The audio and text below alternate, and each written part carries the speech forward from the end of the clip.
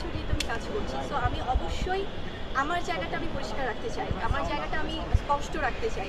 কারণ আপনারা হয়তো ভাই আপনাদের জায়গা থেকে অনেক সচেতন, আপনারা হয়তো বুঝবেন যে এই ধরনের মিথ্যা ভিত্তিহীন ব্যাপারগুলো হয়তো এডিট করা হচ্ছে, কেউ হয়তো ইচ্ছা করে করাচ্ছে, এবং এদের সাথে কাদের যোগ সাজস রয়েছে সেগুলো হয়তো আপনারা বুঝতে পারছেন। বাট সাধারণ যারা মানুষ তারা হয়তো অনেক সময় এগুলো দেখে হয়তো বিশ্বাস করছে, বা আমাদেরও তো পরিবার আছে, আমাদেরও বাচ্চারা আছে।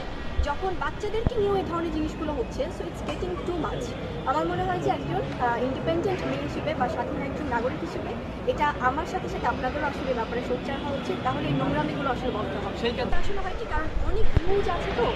এবং আরেকটা কথা বলি আপনাদের, সেটা হচ্ছে যে অনেক সময় অনেকে যে কোনো একটা কিছুতে সাক্ষাৎকারে একটা কিছু বলে দিলে ওটা নিয়ে আবার খুব চটকদার হেডলাইন দিয়ে নিউজ হচ্ছে, কিন্তু এটা কেউ খেয়াল করছে না যে এটা সত্যতা কতটুকু, যিনি সাক্ষাৎকার দিচ্ছেন বা যিনি কথাটা ইন্টারভিউতে এসে বলছেন তিনি কি